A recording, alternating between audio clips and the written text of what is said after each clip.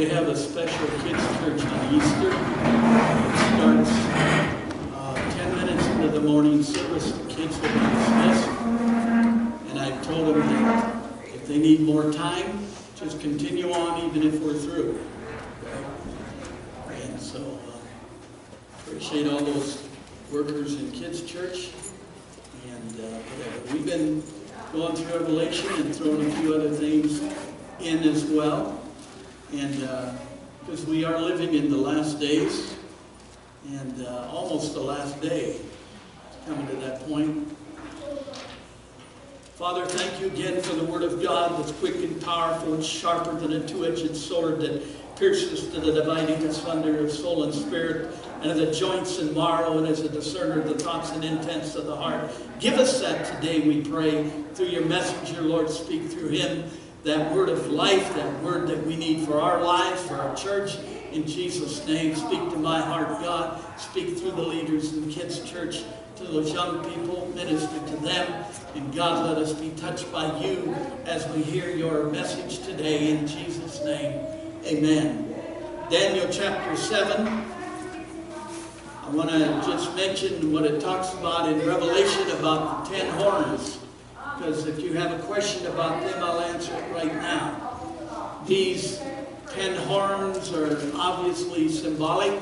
They represent 10 nations that have amalgamated themselves together and discarded God. And anytime you discard God, you are in trouble. Daniel 7, verse 7. After this I saw in the night visions, and behold, a fourth beast, dreadful and terrible and strong exceedingly. And it had great iron teeth. It devoured and brake in pieces and stamped the residue with the feet of it. And it was diverse from all the beasts that were before it. It had 10 horns. Now we know no animal has 10 horns. That's why we believe it was symbolic. And it was 10 nations. Verse 8 and 9. I considered the horns, and behold, there came up among them another little horn, before whom there were 3 of the first horns plucked up by the roots. And behold, in this horn were eyes like the eyes of man, and a mouth speaking great things. And I beheld till the thrones were cast down, where the Ancient of Days did sit, whose garment that was white as snow, and the hair of his head like the pure wool of his throne was like the fiery flame, and his wheels were as burning fire. Some people link the 10 horns to the 10 Caesars from Europe. But the days are over there, it says there. And in chapter 7, verse 25, he shall speak great words against the Most High, shall wear out the saints of the Most High, think to change times and laws. They shall be given unto his hand till a time and times and the dividing of time. Now we go back to Revelation. I just want to share with you what Daniel said about those things. The time is coming when time is going to be no more. Watching the Weather Channel the other day, I noticed they were talking about how big the hail was in certain areas, you know. And we mentioned before, and after seeing that, I'll mention again, during the tribulation, they're going to have 100-pound hailstones fall. I mean, nobody's going to be able to survive that. If Jesus doesn't come on the scene, the world, the population of the world would be totally annihilated. But he does come. But the Antichrist comes and takes power in Europe, or the Federation of Nations. He looked to Israel to see that turmoil between the Jews and the Arabs, and that's always been. If you read the book of Genesis, you'll see that's always been. It continues, and it will continue. I pray for our leadership. From what I know, I thank God that our new man in the White House is for the Jews, and so is his counterpart. I thank God for that, because if you're going to be against the Jews, you're going to lose. No question about it. chapter 13 of Revelation. And this Antichrist is going to make an agreement with the Jews. He's going to promise them lots of things. Honor, integrity. He's going to promise them confirm their own land. And the Jews are going to conclude that this must mean he gives Israel back to them. And they accept him as their Messiah. Revelation 13, 1 and 2. Stood upon the sand of the sea, saw a beast rise up out of the sea, having 7 heads, and 10 horns, and upon his horns 10 crowns, and upon his heads the name of blasphemy. The beast which I saw was like unto a leopard, and his feet were as the feet of a bear. His mouth as the mouth of a lion. The dragon gave him his power and his seat and great authority. Oh, I can't understand any of that. Let's just go home. If you would have wrote the book of Revelation where John was, we couldn't understand it either. On a leper colony, in a bat cave. How many love bats? Don't you just love bats? How many would like to kill them all? They'll arrest you. It's $300 fine in Minnesota for killing a bat. Don't let anybody know if you kill one. One comes into my house, I won't kill him, I'm just going to send him to bat heaven. And where John writes this, what in the world is he seeing? What did these people see when they first come out with Jurassic Park? And what's that other goofy one they watch? Huh? E.T. and Star Wars. Who come up with those goofy characters? You see them, they got a head that's split, and they got this. Aren't they cute? Whoever dreamed those things up, they must have had bad dreams, is all I got to say. You know? And you look at Revelation, hey, let's just take it, and this is why I've been going through it quickly and just explaining it, and you don't get caught up with certain things that are going to catch you up. Well, how could they look like that? The horns, the heads of the animals were distinctly, they relate to the nations who follow the Antichrist. What do these animals represent? What nation? You see, during the first half of the tribulation, the 3.5 years, he has control over these nations, and they just kind of join together. Along with his help, the false prophet, he's going to use false religion, effective tool in his domination. And could that evil religion be Islam? Yeah, it could be. And midway through the tribulation, the Antichrist is going to show his trickery to his helper. The religious system, he's going to obliterate it. He's going to lie. He's going to do everything he can to get people to follow him. If you remember, I've already mentioned who I thought maybe the Antichrist would be. It would be Mahdi, the Messiah of the Islams. They are looking for a Messiah to come to set up utopia. And I believe he's the one that could very well be the Antichrist. You see, anything that Jesus done through Scripture, as you read, Satan always tried to counterfeit him. Anything. He's even going to try to counterfeit the resurrection. The Antichrist, the image, is going to be enhanced sometime midway through the tribulation by his alleged assassination and resurrection. In Revelation 13:3, and I saw one of his heads as it were wounded to death, and his deadly wound was healed, and all the world wondered after the beast. He's going to try to counterfeit, even during the tribulation, everything the Lord did. Look through the Scriptures. What did he try to do? He tried to lie, cheat, but he tried to come along and say, hey, look, if he could get you what you said sometime in your prayer life, oh, I'd love to see an angel. If Satan could get you, He would show you all the angels you want. But they're not God's angels. Don't ever say, oh, you know, I would do anything if I could see an angel. You didn't say anything for who? Satan will come along and destroy however he can. If I asked you if you've ever seen an angel, some of you may have.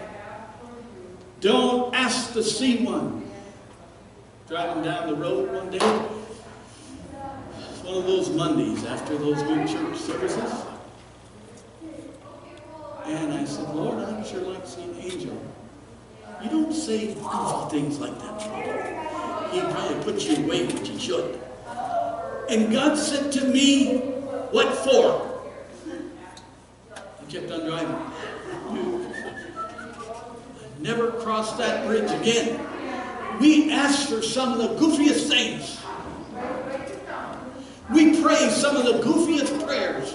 Lord, help me find a parking place up close. And you're healthier than a bird. That's a foul prayer.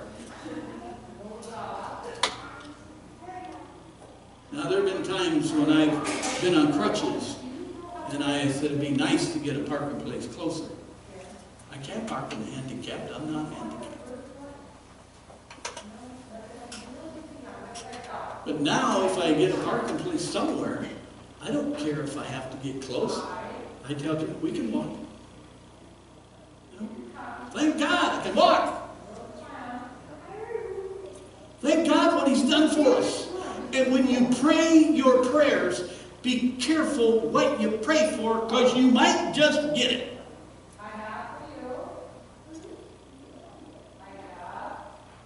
You might. Phony is Satan. He has power to destroy, but he cannot make life. Did you notice he was wounded? Didn't say he died. He doesn't have power to make life. Revelation 17, there's a verse 8 says, the beast that thou sawest was and is not, and shall ascend out of the bottomless pit, and go into perdition. And they that dwell on the earth shall wonder, whose names were not written in the book of life from the foundation of the world, when they behold the beast that was and is not and yet is. He can't be resurrected, because when he dies, he dies. When he's thrown into the bottomless pit by God, he can't get out unless God lets him out. God did not create hell for people. For the devil and his angels he did. And for sin. And I said before, if you have sin in your life, you'll follow it right to hell unless you get rid of your sin. God's a holy God. When you get to heaven, can you imagine what it's going to be like? Wow. I hate to go into these houses, you know, and they're so dim. You know, I mean like bright lights in your house. You know what I mean? You like to see what you eat. What family brought this over, dear? Turn the lights up. What neighbor brought this over? Turn up the lights. When you get to heaven, it's going to be bright. Even the streets are going to be made of gold that are polished. Now, I've never seen streets of gold. I've never even held a 5-pound bar of gold. Some of you probably have it in your basement. I don't know. But they say that shines up so nice. Just polished. That's what we're going to be walking on. So guess what some of us are going to be doing? Polishing streets.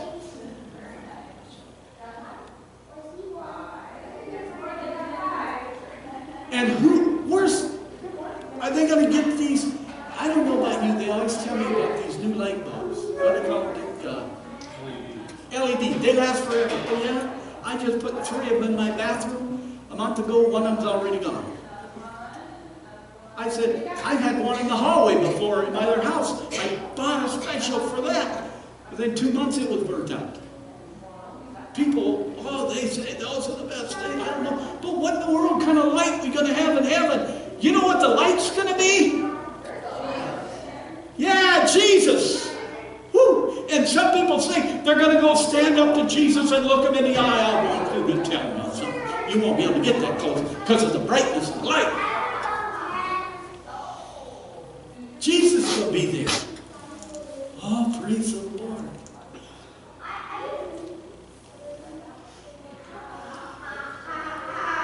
When my life was ended and I crossed the swelling sea, on that bright and glorious morning I shall see. I shall know my Redeemer when I reach the other side, for his smiles be the first to welcome me.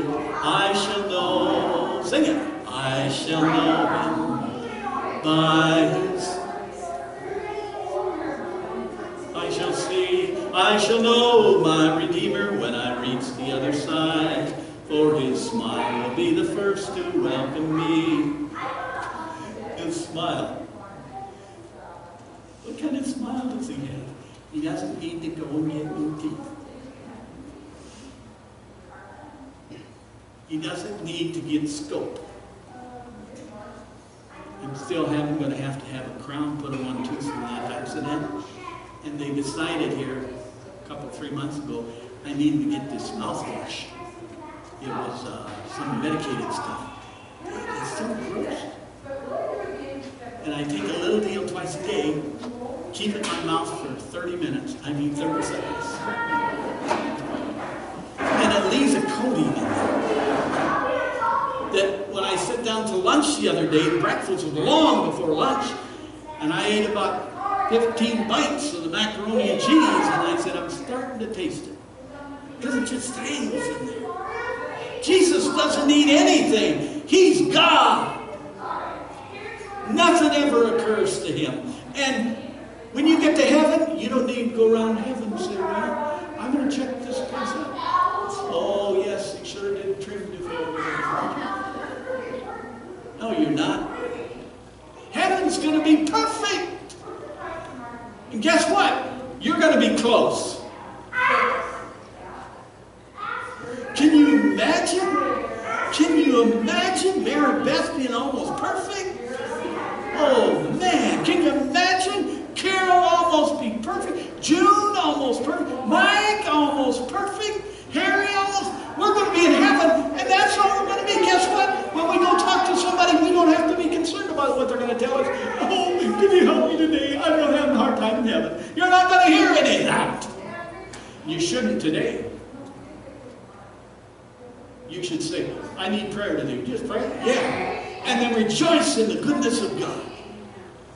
And you know, the more I get into Revelation and talk about Revelation, the more I think about heaven. Wow. Wow. And when Christ was on earth, the enemy tried to, and guess what? He can't copy any kind of a heaven. Come on and go with me to heaven. Nah, not. He's got one place to go. Today, you look at it, what's going on. The enemy is blaspheming God in every way that he can. Verbal mocking of deity. How?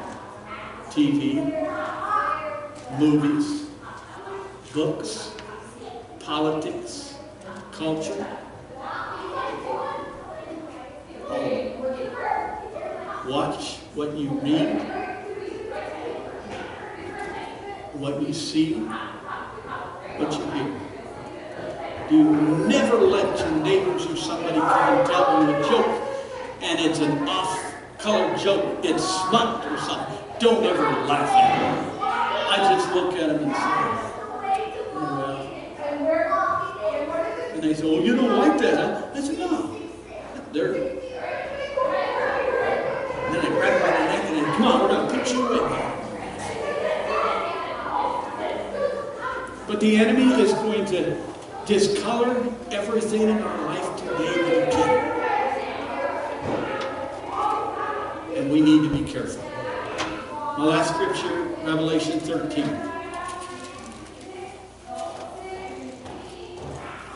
Verse 5 and 6. And there was given unto him a mouth speaking great things and blasphemies, and power was given unto him to continue 42 months. He opened his mouth in blasphemy against God, to blaspheme his name and his tabernacle, and that dwell in heaven. Satan is going to institute a religious system that's going to declare himself as God and master of the universe. He is going to give power. He's going to do miracles however he can. And you read Matthew 24 and 25. Jesus stated several times about the deception of believers in the end times. You know, if you wanted me to really be trite, I could tell you how I saw people through the years get deceived. In their families, with their kids, with their parents, everything. And we just think because things are this way, we have to do it. People have been so deceived that way, and their kids have lost out with God. They have lost out with God. Others have lost out with God as well. Be not deceived, God is not mocked.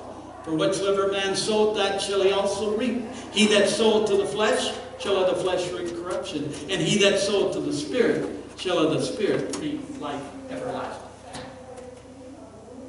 We're all going to pay for what's happened in our life. Curse words. Lost my battery. Well, maybe I should quit. Okay. Lost my battery. What happened to your hearing aid? Lost its battery. I just love the Lord and I can have fun. You know? And when you're preaching about these things, it's hard sometimes. But I know where I'm going and where you better be going. Do you know where you're going? Those of you that don't get up here.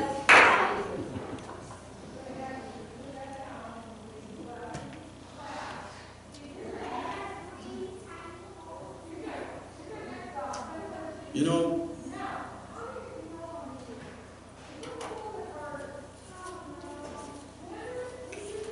no, I'm not going to go over that. I'm just going to leave that alone. I just want you to know, friend, if there's anything I want to see more than anything, I want to see you turned on for God and ready to go to heaven. Do you know we got a lot of things coming in this world if Jesus tarries? He can come back today. Who's going to take care of my bunny? Who's going to take care of my snakes? Who's going to take care of the cows? You know what? It doesn't matter. Does it? If it matters, you're not ready to go. If it matters to you, there are things on earth that you're worried about, you're not ready to go. One guy said, I have so many things to do this week, I hope God doesn't come back. That's awful. You know, I mean, what are we looking for? Yeah, I'm looking for that new car. And for my wife to get with the program. I need steak on Sundays. And my small group come and they all bring me peanut butter and chocolate chip cookies, and they're all warm, and a fresh gallon of milk. And for people in the church to bring over spaghetti once a week, and fresh peach pie. And no, you can think about all the good things you want. Forget them. There is nothing better that could happen than what, Cookie? Rapture. Yeah. Amen. Don't you agree? Yes. If you agree, stand up. If you don't, stay seated.